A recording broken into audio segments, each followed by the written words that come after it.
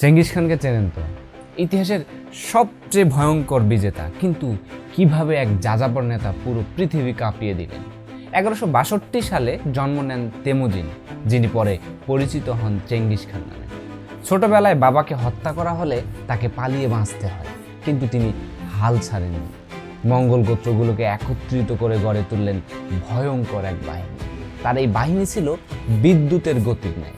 অর্ধেক সৈন্য ছিল ঘোড়াসাওয়ার, যারা একদিনে 80 থেকে 100 কিলোমিটার পর্যন্ত অগ্রসর হতে পারত। তার সেনারা শত্রুদের সম্পূর্ণ ধ্বংস করে দিত। বলা হয় তার বিজয়ের সময় প্রায় 4 কোটি মানুষ মারা গিয়েছিল। কিন্তু শুধু ধ্বংস নয়, তিনি ইয়াসা নামে কঠোর একটা আইন প্রবর্তনও করেন এবং সিল্ক রোডে নিরাপদ বাণিজ্যের ব্যবস্থা করেন।